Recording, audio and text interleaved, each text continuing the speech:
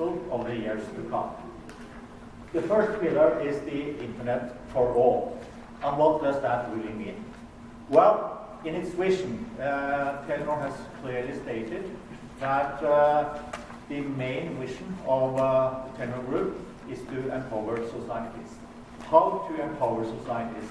In that respect, we see Internet being an extremely important tool.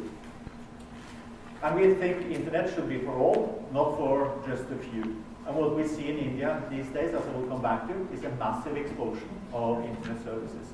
But we think everyone should be connected to the Internet. And that is the prime purpose of what we are going to discuss today.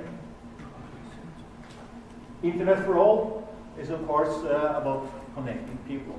But it is actually about building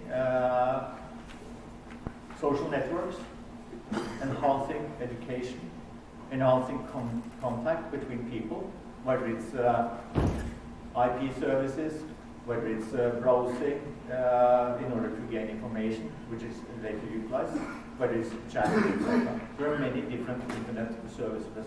But the Internet for all thesis, that is the driving force in the Telenor Group for the time being.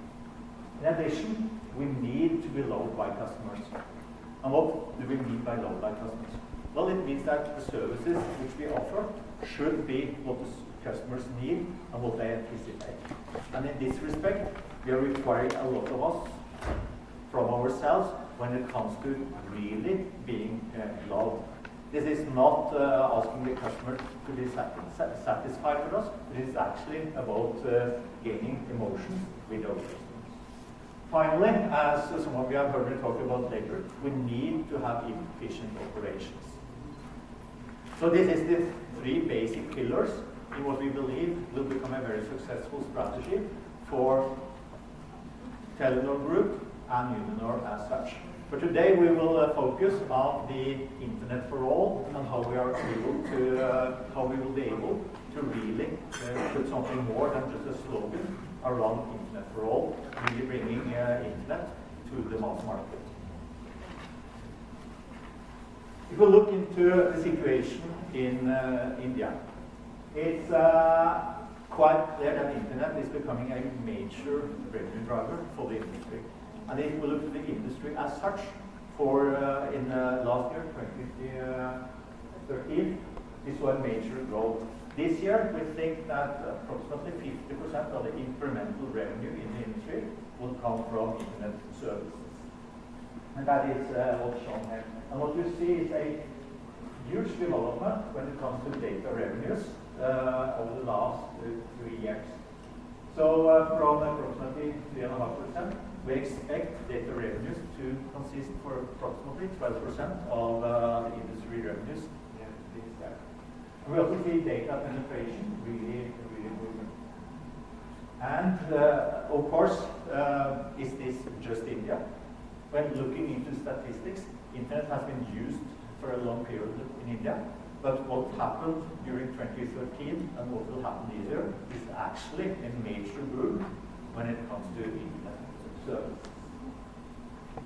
And just to say, data consumption as such grew by more than 75% in 2013. And of course, this requires a lot when it comes to network capacity, core capacities, etc. So when we're talking Internet services as such, and we will explain more about this later, it's not just giving a product to the customer, but it's actually redoing the entire business model and the way we operate as Uninor.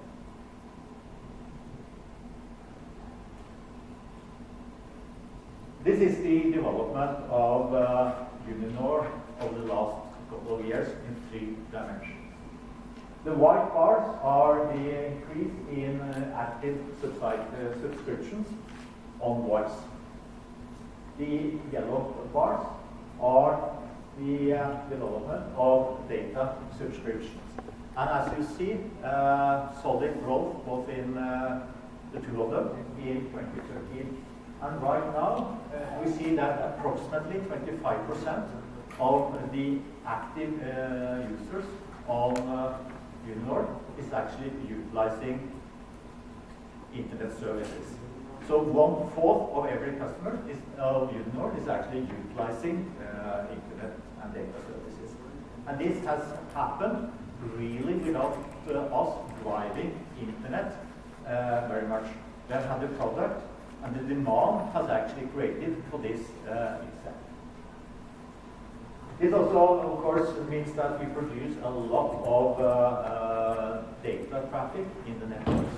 And it's difficult really to imagine how much 1 gig, 1 terabyte, etc. are. But if you see on the dark line, you see actually the capacity per day in our network. And what you see is that during 2013, we have seen a steep increase in downloaded terabytes per day in the network. And right now, we are running at a speed of approximately 25 terabytes per day. That's a huge amount of data which are downloaded and utilized by our customers.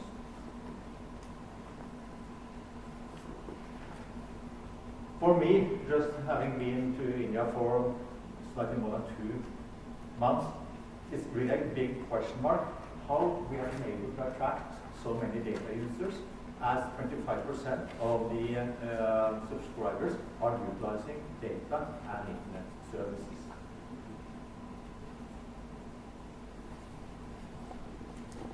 I don't know how you think about your charges, your bills, or how you think when you buy data services from a mobile operator.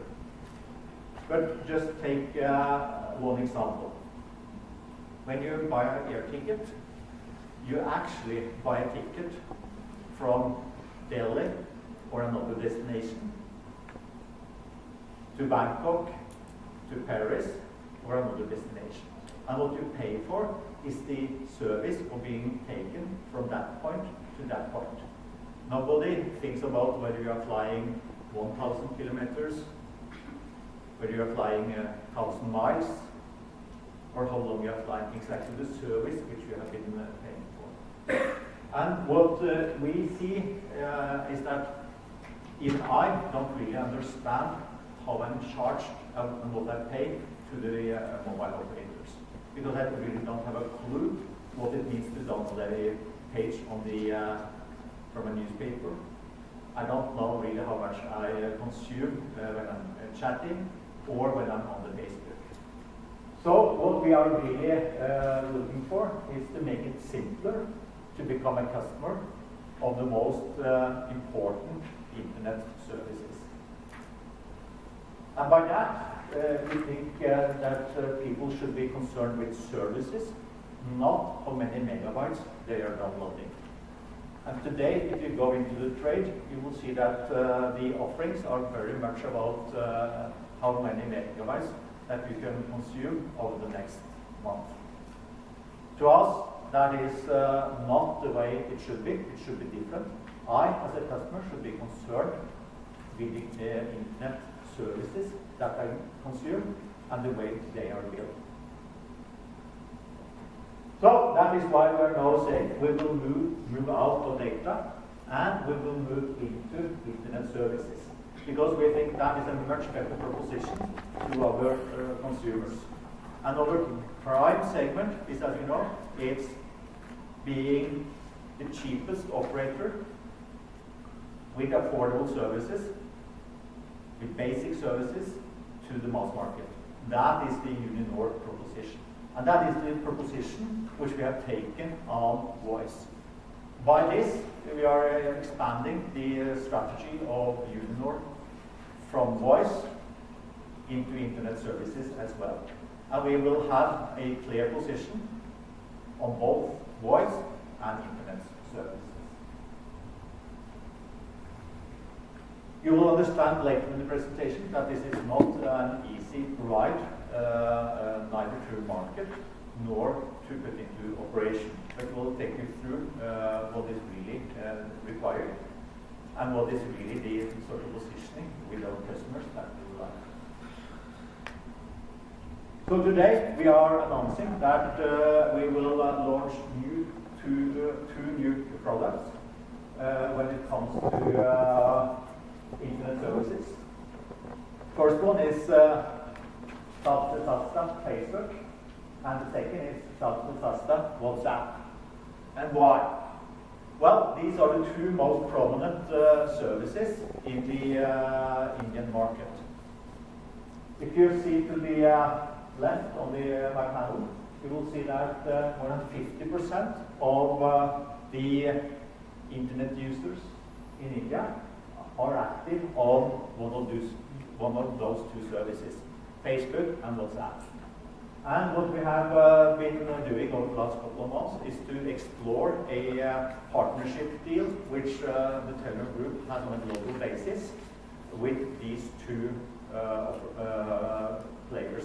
Because we said to ourselves, if we are willing to change the way we're running our operation on internet and data, let's really go with the best services and the most common used services.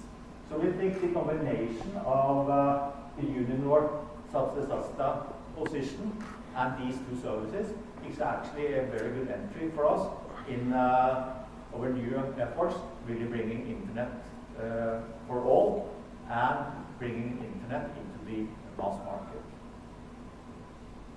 And as you know, Facebook and WhatsApp holds together a population of more than 140 million internet users in this country. The latest figure for mobile internet penetration users was around 180 million. Those figures are a bit old, so I guess that now more than 200 million users and customers in India is actually utilizing internet services.